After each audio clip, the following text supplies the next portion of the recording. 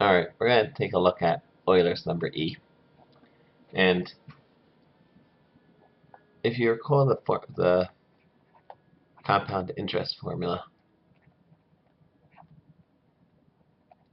A equals P times 1 plus R over N to the NT, this looks very, very, very similar. And in fact, what you'll notice is this is your population, your principal, and 1 means 100%, and N just means that it's compounding, well, pretty much continuously. So if N equals 1, this is going to be 1 plus N equals 1. This is going to equal 2.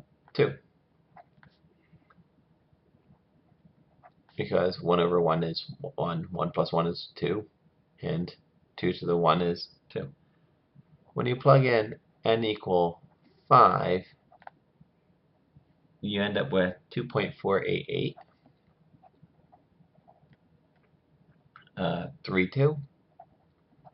And as you get bigger and bigger, and by bigger and bigger, remember, these are how many times it's compounding per cycle. So we want the cycle to be a huge number. So if we pick well, let's even pick 1,000, which isn't a huge number, but it's fairly big, and ends up equaling 2.71 692. And if we use N equals 1,000,000, and 1,000,000's a pretty big number, we're going to get 2.71828. And if we look at the value of E on your graph, well, any calculator really, you're going to get E is approximately 2.718281828. And that makes this an irrational number, so E is irrational. But like I said, it's very, very, very useful. And I'm going to show you why just now. But before we get into that, we're going to just take a quick sketch of what y equals e to the x looks like. So y equals e to the x. Now this should be really no surprise. It's going to look very, very, very similar to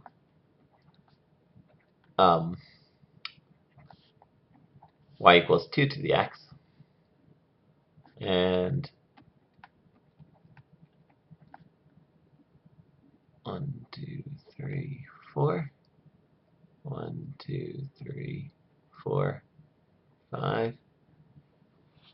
So if I do y equals e to the x by calculator, and I plug in my values at -3, it's 0.04979. At -2, it's 0.13534. -1, it's 0.36788.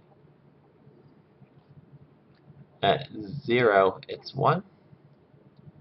At 1, it's 2.718. At 2, it goes up to 7.3891. And at 3, I'm going to put parentheses around all these.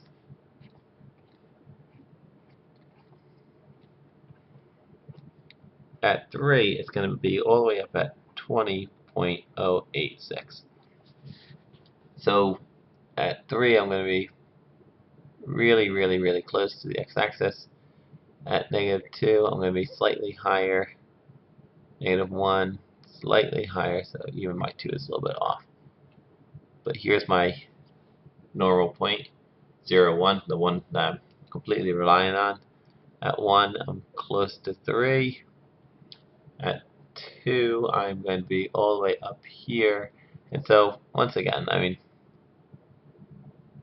you're going to have to bear with me, but if you graph this out on your graphic calculator, you'll see how quickly E rises. And once again, it won't hit the x-axis, and that's fine.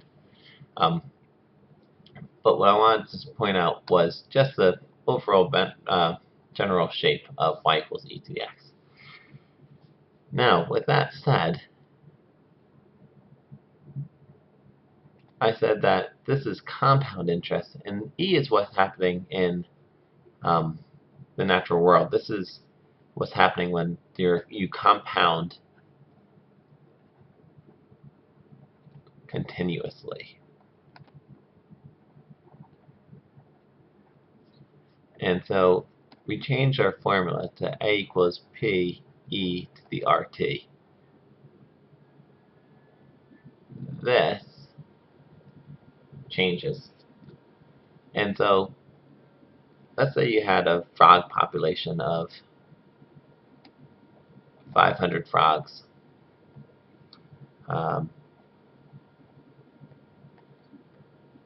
Well, you know what? Frogs might be a little bit of a stretch. Let's say you had a 500 bacteria, and they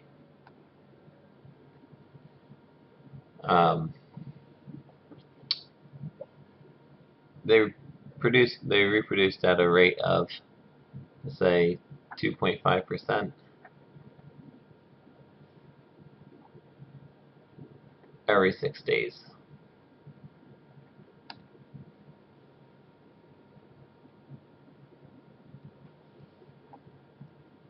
And you might say, all right, let's see what happens here. You'd have A equals 500 bacteria, E to the 0.025 times 6. I'm sorry, they reproduce at a rate of 2.5% every day. And let's see what happens after 6 days. And so by plugging that in, you would get 500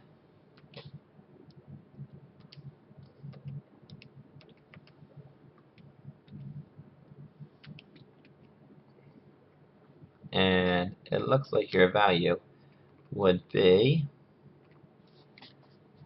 580.92 bacteria.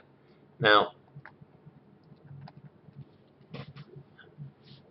I'm going to assume that we're not going to have fractional parts of bacteria, so I'm actually going to round it down and just say after the 6 days, although another bacteria was on its way, we definitely had 580 full bacteria. That's one of the ways that E is useful, and I like to call this compound continuously, but I like to call this growth. And it also works in a not so much fun way, but it also works for decay.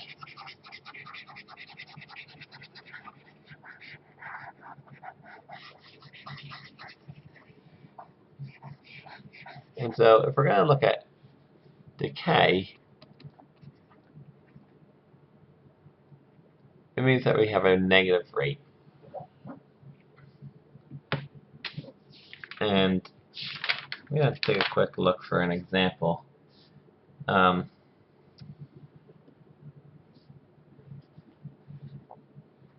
have an example here, and it says there's a drug that's administered to a patient in milligrams. It says the amount of medicine in the patient's bloodstream after T hours, so after T hours, is represented by d of t, which equals 50 e to the negative 0.4 t. Now, 50, well, let's just take a look at this. That d must stand for the drugs in the system, and t is our time. 50 is going to be, well, let's take a look at d of 0. So after 0 hours, I'm going to be left with d of 0 equals 50 to the e to the 0, which equals 50 milligrams. So our initial amount of drugs in the system was 50 milligrams. So if I want to find out how much was remaining after, let's say, 4 hours, let's say d of 4 is equal to 50 times e to the negative 0.4. That's our rate. And you can tell that it's decreasing by that negative. And you just have to plug it in. It says, let's see, 50 e to the negative 0.4 times 4. And I get 10.095 milligrams. And it looks like I have 2 significant digits in my problem. So I'm just going to round it to 10 milligrams. And so you can see I use E in 2 different ways. I use it for continuous compounding continuously, and I used it for growth and decay.